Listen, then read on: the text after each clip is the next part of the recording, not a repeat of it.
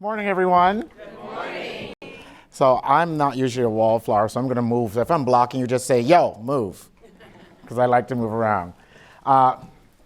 Thank you, Tara.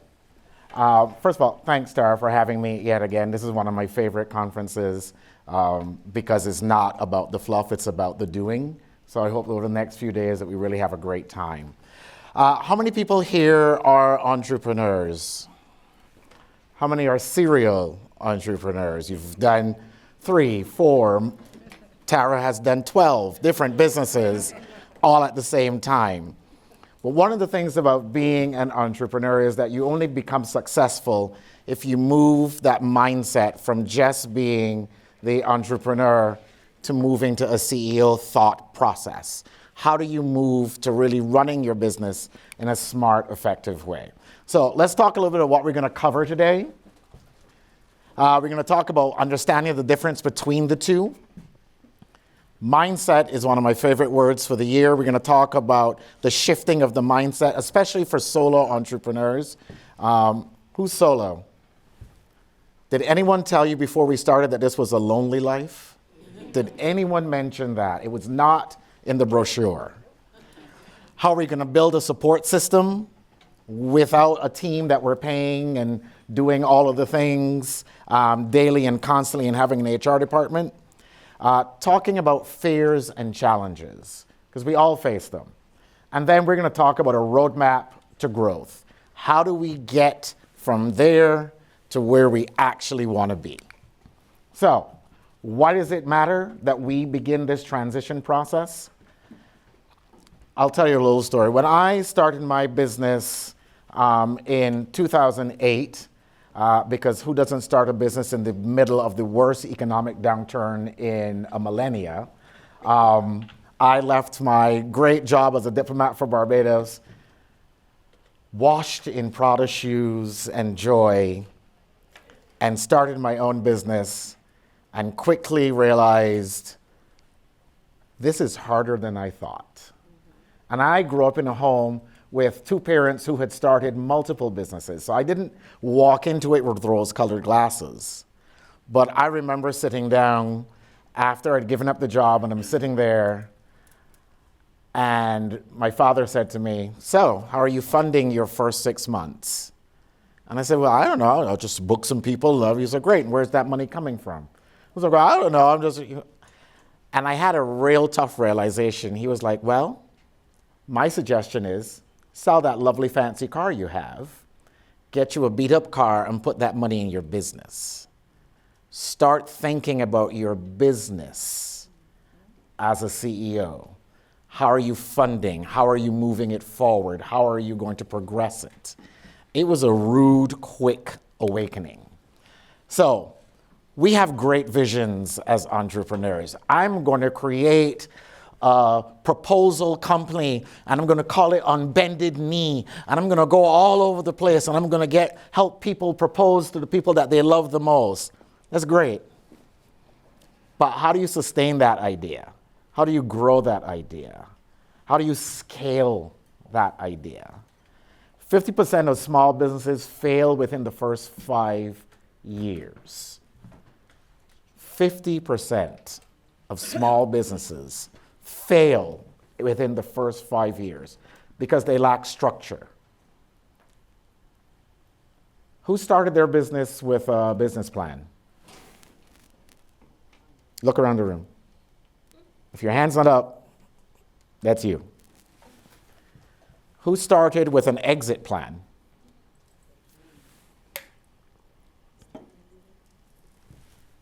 Who started with a true idea of how to run a business? Exactly. This isn't something that comes organically. We have to think about it. We have to put the work into it. We have to figure out how we're going to make it the best business possible. Ultimately, who started it while they had a full-time job? Who still has a full-time job? Is the goal to shift? I'm an interactive person, so I'm not the monkey on the stage. We're going to talk. Whose goal is to leave the 9 to 5 and move into doing it full-time? Who's doing it just for extra cash? And there's no shame in that game, honey. Get your money how you get your money. Like, for real. I mean, OnlyFans is always an option for all of us. As soon as I get this pedicure, I'm going to be on there with my feet. Y'all watch and see. But understanding that we came into it with a great idea doesn't mean that we know how to run it. So now we got to figure out, how do we run it? How do we make it sustainable? How do we do all the things that we need to do to grow it? I know, Tara, your audience is usually a little more seasoned in. So who's over 10 years of business? Amazing. You've survived the pandemic, and you're surviving Gen Z. Look at y'all. So, what's the difference? When we make a decision, entrepreneurs are reactive. We panic. We were talking about, a bunch of us went to dinner last night, we were talking about the fact that part of being a CEO mindset is future planning. Who started the business and they were like, oh my God, I booked 3 weddings, and then, oh my God, I don't have any weddings for the next 6 months. And what am I going to do? And oh my God, the feast and famine of it all. So as an entrepreneur, you're reactive. CEO thinks strategically. How am I going to spread this money out? How am I going to make a plan? A really good friend of mine said to me recently, if you're panicked about using a platform that's $40 a month and it's going to break your business, you're not in business. Amen. Harsh but true. That's 3 Starbucks in a month. Where are your priorities? Delegation. Who started and were doing everything? You at the venue, you fluffing linens, you dragging chairs, and you moving the thing, and then you're running to get the client ready. That is an entrepreneur mindset. A CEO delegates. I have a team, I have automations, I have systems, I have a plan. Growth. Have a great idea and you start your product. But how do you scale it? How does it grow? Because we don't stay the same. We started our businesses and we were bright-eyed and bushy-tailed, and now an email comes in and it's a request, and you open it and the first thing you go is, ugh, I got to respond to. What do you mean she has 200 people and $15,000? I'm not even going to answer her. You should, and be very sweet about it. But how do you scale your business? How do you tell an industry that you have grown from where you started? How do you show that information? And then leadership. I to we. So you'll hear me talk a lot about my team, because I'm nothing without my team. I was joking the other day, I speak quite a bit. I'm fortunate to speak all over the place. And recently I had told Maxim, who is my left hand, right hand, and my whole brain, that I was going to book my travel myself. I got it. I don't need you. You're fine. Just go do the other things I need to do. I showed up at Hartsfield-Jackson Airport, headed to Seattle, and the guy at the Delta counter says to me, well, that's odd. And I said, what's odd? He's like, you're supposed to be flying to Atlanta from Seattle. I was like, no, I booked that myself. He's like, evidently. Having a team will save your life. In whatever form you do that. Using your support, your network, your community to help you build your business. So, how do we do the shift? I want you to start working in your business and start working on your business. So, who was running a business during the pandemic? Who started making soap? Candles. Which one of you? I know there's one. That was crazy to me. That time of sit down, once you got past eating your feelings, which was a real thing. It was like first year of college all over again. Just gain the weight. Use opportunities, and I hope that the pandemic did that. We all had an opportunity to just kind of sit and think about our businesses. What were we doing that we weren't going to do anymore? How we were going to do it, how we were going to move forward on it, as opposed to just continually rushing and doing the thing. Start thinking about your business from a 37,000-foot level. There's an old saying that you can't see the forest from the trees. And if you're in the middle of it, you cannot see your way out of it. So I block off time every week to do CEO mindset. For me, that means, how am I growing the business? What's the next phase of the business? What do we need to do to keep the business growing and scaling? How am I going to keep Maxim happy and paid and not leaving me? All of the things that matter. So Tuesdays is my CEO mindset day. So it's today. Tara, you got me off my schedule. Look at that. Today is the day that I literally sit and I carve out time and I'm thinking about how this business is going to continue to survive and structure. I have a bag and shoe problem. I'm aware of it. My husband keeps saying this word all the time that's very offensive to me, mortgage. But they want it monthly. I don't even know what that is. I can't get there if I'm not thinking about the business and how I'm making this business better. And then I know for a lot of people, there's a fear of letting go. If I don't do it, it's not going to be done right. If you don't do it, it's not going to be done by you. That's the difference. Who has teams, staff? So here's a news flash for you. They're never going to love the business the way you do. Nope. Wasn't their brainchild? Wasn't their vision? They've come to help you support it, and there's an exchange that happens. I help you support the vision, you give me some cash. We're going to kiki and giggle and do it, but I ain't showing up for free. Same thing for those who have a regular 9 to 5. You're not just showing up for free. I mean, if you are, come work for me. That's amazing. I'll feed you. We have to understand that no one's going to do it the way we are going to do it. But I got news for you. They may do it better. They may have a different idea. You don't have the only solutions. If you're not listening to the other voices, you only know what you only know. It's like when a client comes and they have a vision and you go, girl, we stopped doing that 12 years ago. Come on now, we're doing this today. They don't know what they don't know. Same thing as running a business. So, how do we build great leadership skills? Wherever I go on this planet, I'm going to talk about emotional intelligence, self-awareness, empathy, and decision-making. If you are not leaning into these things as a human, you are missing the plot on life itself.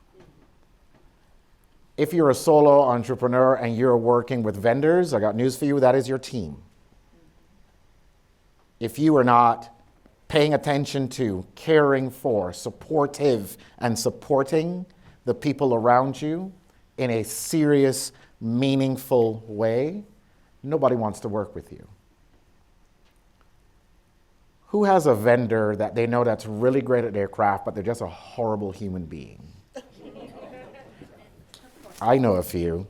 Leah, thank you, Leah. Virginia, Maryland, DC people are liars. Because I know I could see brains thinking like, X from X Florals. Hate her. Aha! The exact thing I was looking at. You don't want to work with that person. Have you ever noticed in the industry somebody's business fades away because they weren't great, not a great person, the work might have been fine, but the work diminishes because they don't lean into being a human in running their business. They don't lean into care. They don't have self-awareness. There's always that one person in the room that's louder than everybody else for no reason. They're just doing too much all the time. Somebody's having a problem and they don't care, they just want their email back. I just had that with a client the other day that I just dragged for filth because one of my vendors, her mother passed away, and I sent a message to my clients, and I said, hey, she's grieving. She's going to be out of office for a couple of weeks. Everybody should be fine. We have no events that you require her attention for months to come. And one of my clients went behind my back, which is a huge no-no. I will smack you. And emailed her to ask her a question. And I dragged my client and made her call her back and apologize. I don't play those games. You will show empathy and you will care. Because one day it will be you. What is the saying? Dare but for the grace of God go I. Communicating. Are you an effective communicator, or is it all in your brain? And you expect, the thing you do with your spouse or partner, where it's in your head, but you didn't tell them, and now you're mad because they didn't do it? Or is that just me? My husband can attest to this. He should probably speak to this better. Communication is key. Over-communicate as a CEO. Information is your gold mine. People work better, think better, move better when they've got communication and they know what's happening, how it's happening, when it's happening. If you're a planner, you know this. Your timeline should be literally a roadmap, a blueprint, a playbook, not just a set of schedules of times. Communicate. Managing clients effectively. Who has scope creep with clients? A lot. Could you just do me a favor and add? Tarika likes to say if she touches it, it's an invoice, and I firmly believe in that. But managing your client, their expectations, what they contractually agreed for you to do versus their crazy vision of what you would become, making those things very clear. And then one of the things that we don't do or take seriously is networking. I know we all have a million networking events, and we go to them and we talk to the same 4 people. You literally talk to the same 4 people that you spoke to driving to the event, that you worked on a wedding with 6 weeks ago. Networking is a strong part of being a good, strong CEO. Shaking hands, meeting new people. You're in a room, you don't know a lot of the people here. Over the next 3 days, I challenge you, meet everyone. If you have your name badge, look at it right now. At the bottom of it is a QR code that takes you to the person's Instagram.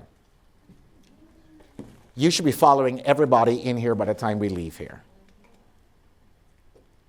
And me. Mine will be up on the screen at the end of it. Listen, I'm paying this lovely lady in the Philippines to do my social media. Please make it worth my while. Outsource. Ha ha ha. Outsourcing the things that you know you do not want to do and cannot do. I grew up with a mindset of I'm old enough to talk about checks. If there's checks in the book, there must be money in the bank. No, it doesn't work like that. So my accounting is outsourced. My social media is outsourced. Someone to book the right ticket to the right city is outsourced. Delegating is key to shifting your mindset. If you find yourself sitting down and you're writing your to-do list and you've gone past 10, you're wild. You're not delegating. You got 20 things on your list. You're sitting down at your desk in your home office or wherever you are, and you're like, ooh, I got through 12 today. These 8 got to go over tomorrow, and now I'm sending emails late at night and doing all of the crazy things. I'll tell you what I think when I get an email from a vendor at 11 o'clock or 2 o'clock in the morning. I think that you don't know how to manage your time. That's my first thought, because that shouldn't be happening to you. Delegation will save your life. It will change your mindset, and it will craft and carve space for you to actually start thinking about your business in the CEO mindset. So the first thing I want you to do is fire yourself from everything you hate. Who's got things in their business that they hate to do? Is there someone on the planet that does it? fire yourself. Is there something that you do, but your time could be better spent doing something else? Fire yourself. So I'll give you an example. I grew up in a house where, so the Caribbean is very different. We are, if you're fortunate enough, you have housekeepers and all of the things. My father and mother told me years ago, the time spent washing and ironing could be better spent thinking about their businesses. So we've always had a housekeeper that does that, or it goes out to dry cleaning or whatever. But if you're spending 3 hours sitting down there watching Shonda Rhimes' new show and ironing all your stuff for the week, that time could be spent thinking about your business. And somebody else could be doing that. My dry cleaner is so amazing, they will pick up the stuff and bring it back. I've probably put his kid through college, but I'm okay with that. Because I use that time for other things that support my business and me. That might be traveling, that might be enjoying, it might be going to a museum. A friend of mine just texted me last night and said, hey, I got tickets for Aida at the Met in New York. Want to come? Delta points, here I come. I'm going to get to do those things. But if I'm doing stuff that I shouldn't have to do, then I'm not being a good CEO. So, systems versus hustling. We all need to hustle. This doesn't mean get rid of hustle. If you're not hustling for business, if you're not hustling for the next thing, then you're stagnant in the water. But putting systems in place help the hustle work. Who's using CRM systems? Who's using an accounting system? Who's still sending clients spreadsheets on Google Sheets? Look, we're going to stop that today. Look behind you. She's going to stop you doing that today. Moving to automation. Who's writing out an email every time the client's sending out, hey, how are you? Should be automated. Also, not part of this conversation, but stop sending out your emails that say congratulations on your engagement. Please, everyone else is doing it. Stand out. I will share one of the ones my team uses. Our email goes out, it says, pop the champagne, let's begin the celebration. And the next line literally says, while everyone else is telling you congrats about your engagement, we're already thinking about how to make your day amazing. You're welcome. Using SOPs. This lady believes in an SOP. She will write one in an hour for you. That's 77 pages and very detailed. But you know what SOPs do? Create consistency. Create a brand standard. Clear up any confusion on how things should be done and when they should be done.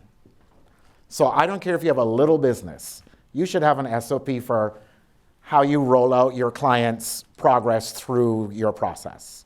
You should have a SOP for how the event day is going to unfold. Because if something happens to you, your team should be able to pick up that SOP and run with it. For solo business owners, virtual assistants are great. We live in a virtual world. They don't need to be stuck onto your side. They don't need to be in the same time zone. I promise you, you can get the work done. Streamline repetitive stuff. The things that you have to do over and over again, if you are continuously doing them, you are still in an entrepreneur mindset. You need to move to CEO. You're not moving through your business smartly. Fear. If I let somebody else do it, they're going to ruin my business. If I let somebody else do it, people won't know that it's me back there. If I let somebody else do it, I'm going to get sued. Well, Leah's in the back and you can hire her. She will protect you as long as you weren't wrong. That's on you. But losing control and letting go is harder than we realized when we started the process. So I'm going to take you back to a time in your life when you wanted freedom and you couldn't get it and how you felt. Remember being 15 and 16 and you wanted to go to the party? I don't know if it's the same for white people, but I know for black people, my parents would be like, who all gonna be there? Who's driving? Who's driving? How you getting back home? What's their parents' name? Okay, what's their parents' names? And how frustrated you felt because you were ready to spread your wings and be free? That's what you're doing to your team. Every time you're hovering over them, every time you're leaning over them, every time you correct them with every little, I would have put a comma there. No one cares about the Oxford comma. No one. Let it go. Your job is not a school teacher. We just finished. So I had a mentee that used to redline their assistant's work like we were in a classroom. And I said, if you did it to me, I would beat you with my laptop because you must be insane. Let go. Ritz-Carlton has an incredible policy. First of all, they talk about men, ladies and gentlemen serving ladies and gentlemen. But beyond that, they allow any employee at any level to satisfy a guest's complaints up to, I believe it's $5,000. No questions asked. Staff don't abuse it, but they have power. They feel that they are part of the process of making the business better. My team is empowered to make any decision.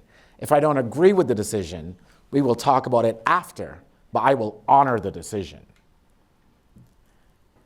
Making wrong decisions terrify people. But we don't work in a right and wrong environment. We work in an environment of opinions and decisions. This is not math. It's not absolute. So a decision, if you're terrified of making a decision, I'll use my husband as an example. John is an incredible architect. He is a lovely human being. I am happy that this is our 10th wedding anniversary this year. I haven't killed him yet. But he cannot make a decision. So I have a meme that I send him all the time. It says, land the plane. If you need to stick that on your desk, your wall, your screensaver, land the plane. Make a decision. Being paralyzed by what's the right or wrong decision cripples your business. You ever watch, what is that? That show about the CEOs that go visit their companies and they're like hiding with a mustache, which is an undercover boss. Do you see how quickly they make decisions? This isn't working, get this fixed. They're not him and hawing over 17 choices. Make a decision, move on. If it wasn't correct, you'll know in a couple days, change it. There's nothing wrong with changing it. Make decisions. And then, imposter syndrome is something that creeps into everyone's life at some point, no matter who you are, in a big way, in a little way. But it can be crippling. But I'll say this to you. You started this business with an idea. You built this business with grit and determination.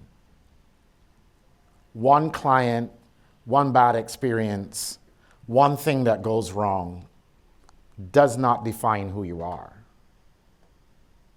It is another step in the journey of you becoming a great CEO. Do you know how many billionaires failed and then succeeded? Now, we can have a conversation about if you were a billionaire, you did some really dirty things to get there, but thinking about how you are not afraid of who you are and how you stand up in your business is huge. RuPaul calls it the inner saboteur. Tell them to hush. Put them in the back seat of the car, not in the front seat. You don't need a front seat driver. You've got this. And if you're having one of those moments, get up and do something you love to do that has nothing to do with the thing that you're stressing out over. Go dance. Go harass your spouse. Play with your dog. Go buy something fabulous that you can't afford and now you got to figure out how to pay for it. I just did that. It's sitting right there. Thank you. She's lovely. I went on the rail and bought myself a lovely men's Hermes bag that I cannot afford, but my husband can. So, God is good. And all the time. All right, here we go. So, developing that roadmap. 3, 6 month, 1 year full plan. I do this every year. Every year. So, what am I changing to improve this year? How am I automating some key processes that I'm currently doing that I'm going to stop doing? What additional things am I delegating? And that's the first part of the year as I start to look at my year. My year is broken into 3 weddings, 4 corporate, and I speak about 13 times a year. That's 3 different businesses, technically. And how am I going to make those things streamline better? And then my 6-month plan is, how am I increasing my strategic network? How am I getting out there? Who have I not met that I need to meet? How do I need to connect to people? Who do you know in your life who is a great connector of humans? There's always one person we know that knows everybody and is like, oh my God, you should meet. Reach that person. That person knows all the people. And you need to know the people. How are you going to be better at strategic networking?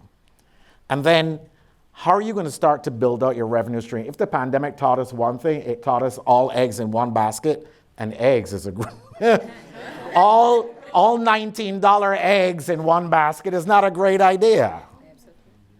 So how are we changing our business and how are we diversifying?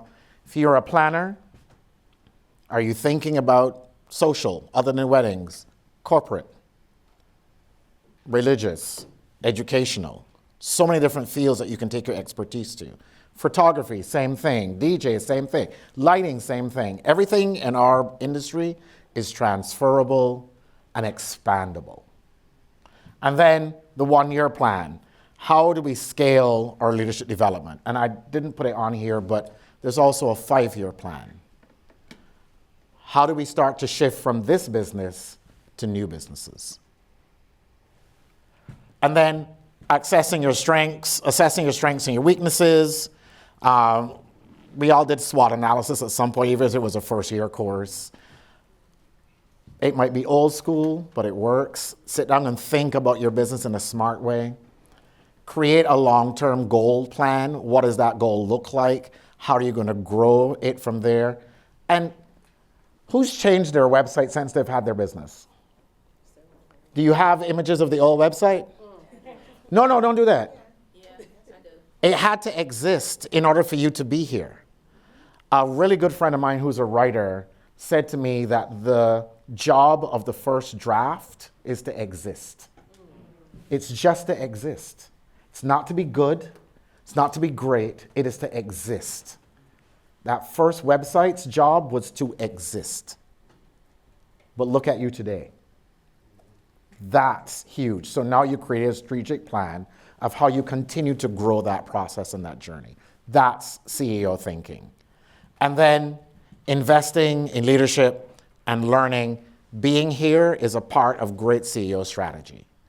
It is a great part because you don't have it all. You can't learn it all.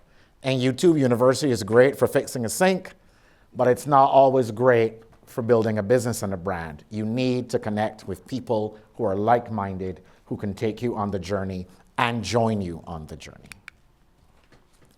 And then financial acumen. We were also talking about this last night. So many of us are budgeting for survival and not budgeting for scale. And we've got to stop that. So part of that, and I'm going to call you out, is your spending habits. If you've got 2 jobs, you have a full-time and you're doing this part-time, this is not play money. This is a business. This money isn't filling your hole from your other job. If you're filling your hole from your other job, you're already spending the money not in the best way possible on the first one. And if the 2 of them combined aren't doing it, you need to have a hard look at how you're living and adjust. Your business should be able to support the things that you want to do.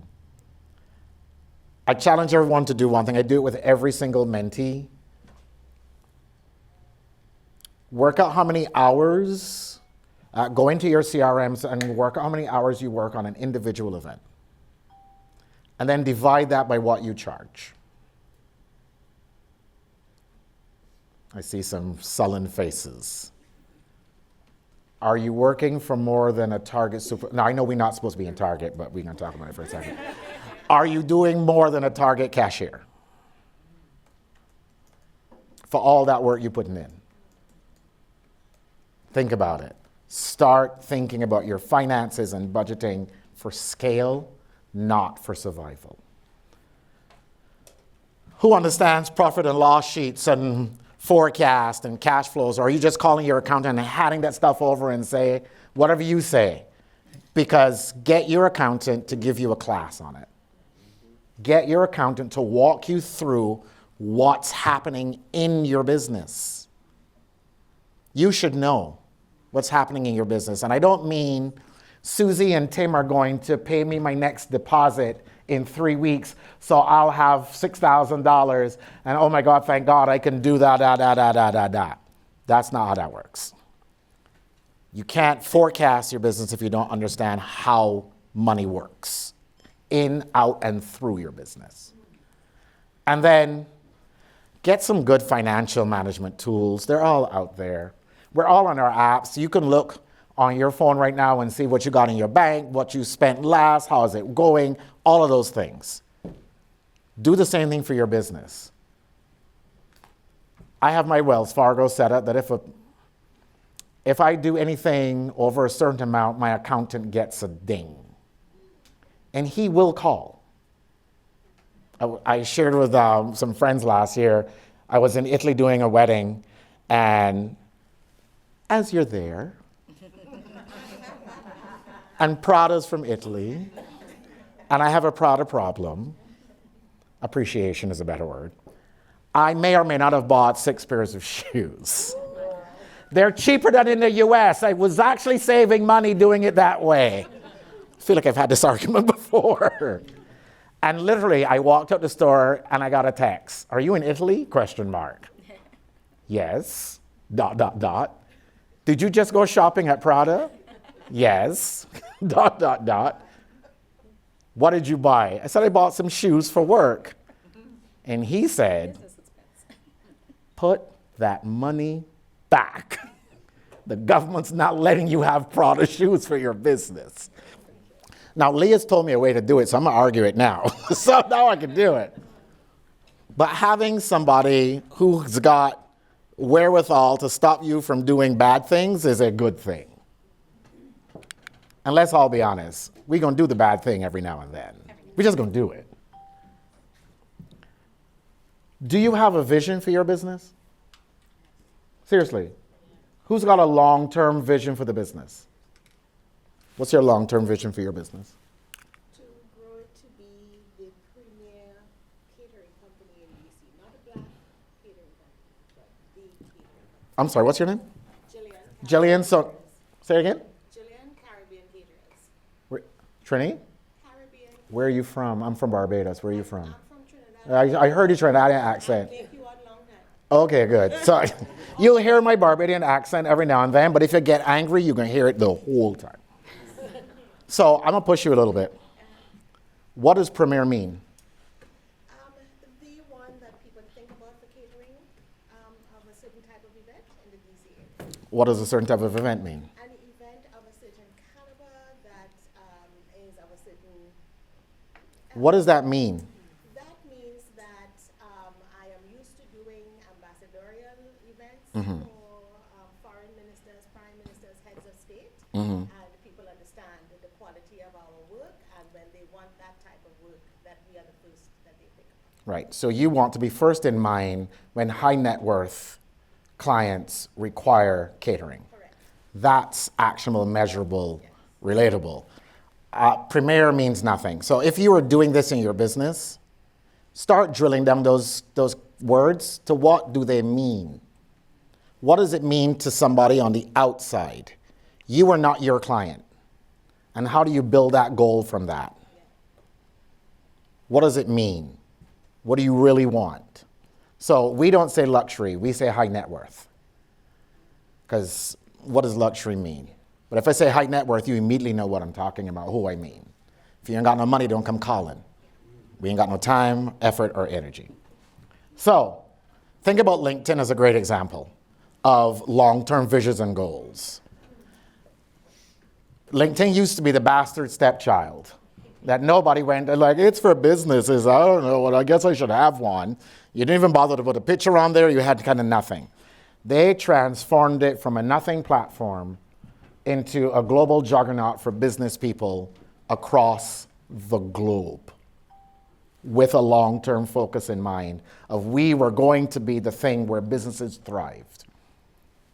Instagram's pretty and fake. TikTok's great for not helping you sleep at night, God knows. Every time that woman comes up and goes, hey, you've been scrolling too long. I'm like, girl, leave me alone. You don't know my life. LinkedIn had a very specific goal in mind, that they were going to become the place that businesses went to as a platform. It is robust. It has information. You can connect to people in meaningful business ways.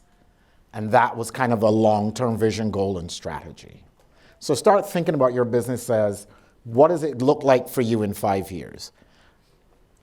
And I will add to that, what does it look like as an exit strategy? Because nobody wants to be 60 doing Generation A's weddings. Like, I'm barely struggling with Z. I can choke a bitch at some point. How do you create a scalable model? Scalability is key in our businesses. So, revenue recurring things, digital products, subscription-based services, coaching, all of the things. Most of you are senior in the industry. You've got knowledge. You can impart that knowledge. Digital products. I have a great template. Every night, it dinged twice since I was here. Somebody bought my timeline template. Thank you, Jesus. Hallelujah. I did nothing. I put it together. I put it up. I leave it alone. And then scalable services. Are you offering additional things that you can scale to? And are you scaling in a smart way and offering those things in a smart way?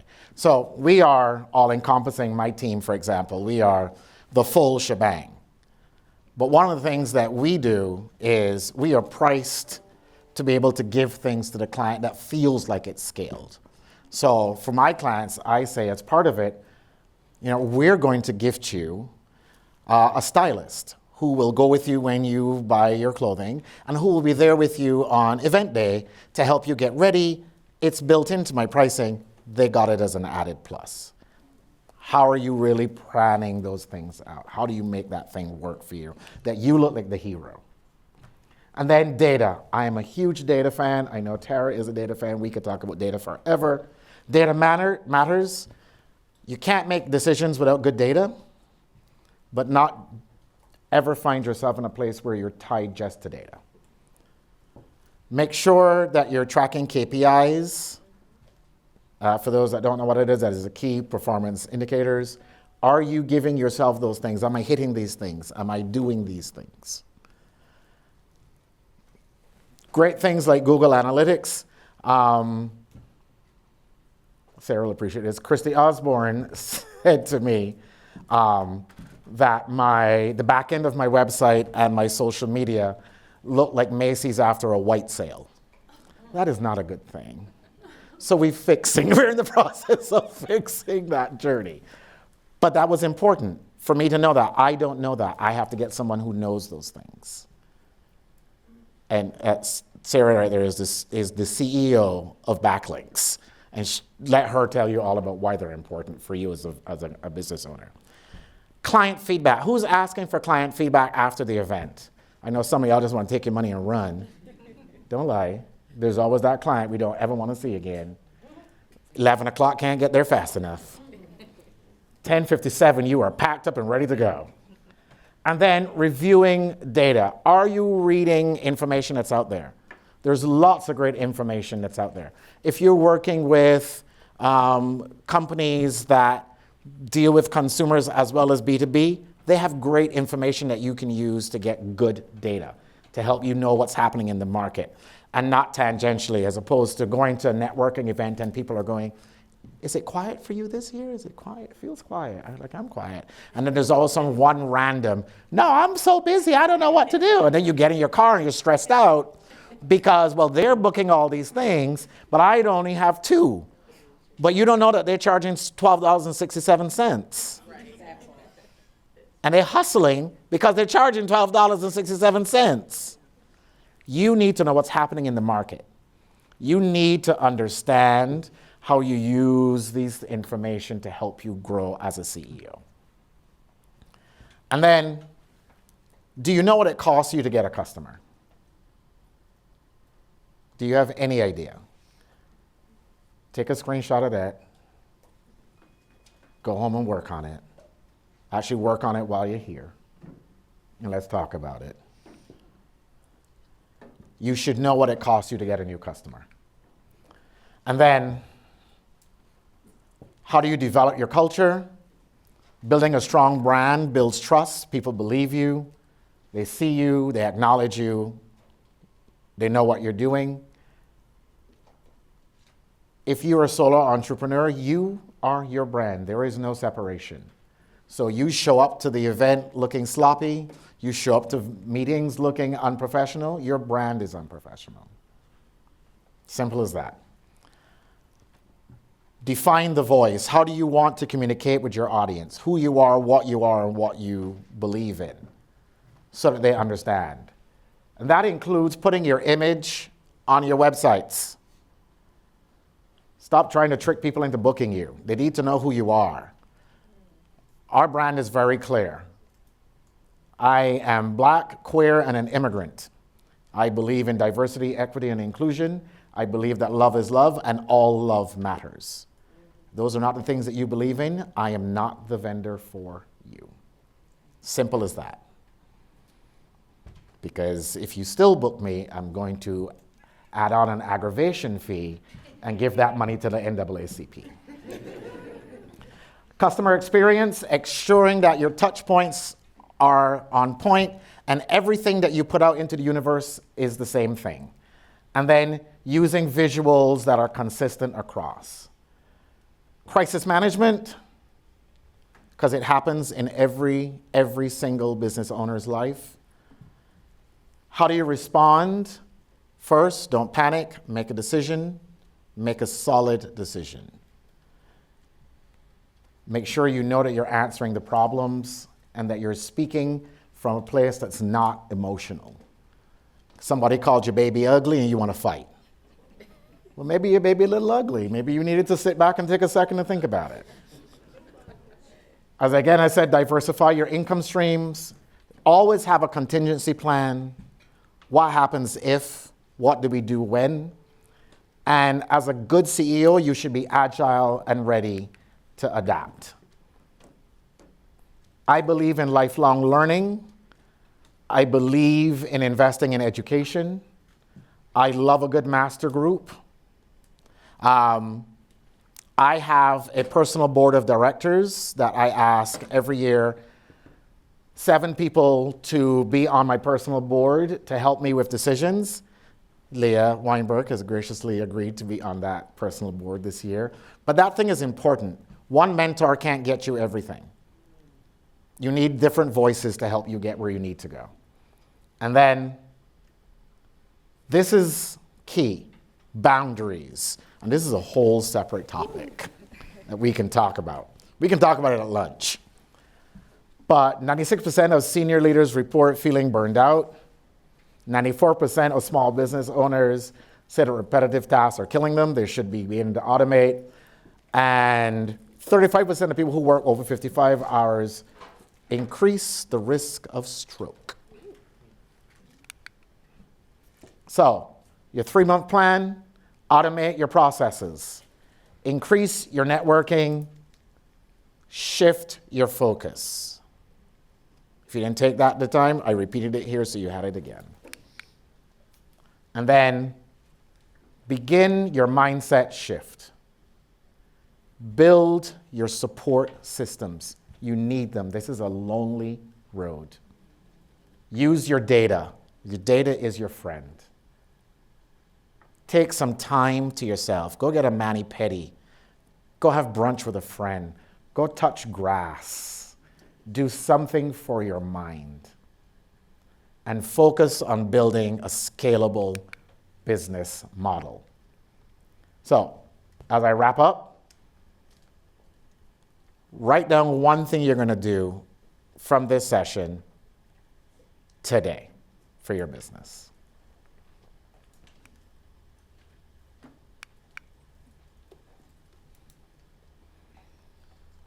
You got to learn how to lead yourself. You got to set your vision clearly, make good strategic business decisions, and build your business when it thrives.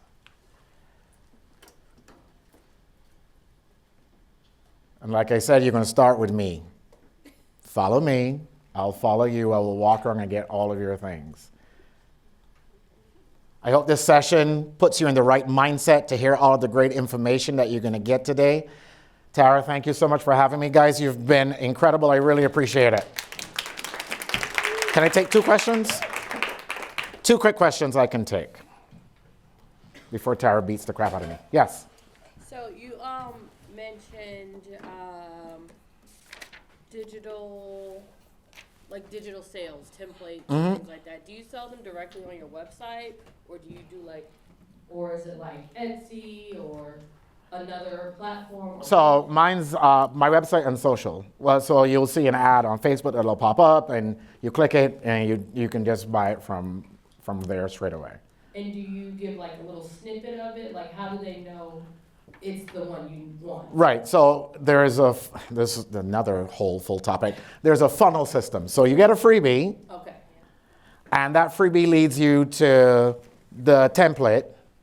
And then the template leads you to a masterclass, which comes with a video on how to create, how to do, and what you need to do. And that masterclass leads you to one-on-one mentoring with me. Perfect. So it's a whole journey. Thank you. Yes. Last question. What is your definition of scale, and do you use that interchangeably with efficiency?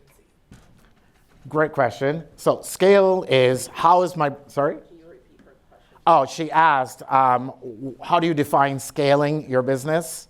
And is it the same as efficiency? So it has an element of efficiency to it, but scaling really talks about how am I going to grow this business in a sustainable way, strategically. So it doesn't mean I'm going to go hire 12 people. That's not necessarily what it means.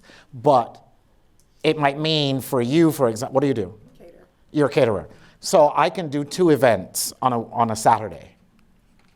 But maybe I have the capacity to do 4. How do I scale my business to do more things, to bring in more revenue?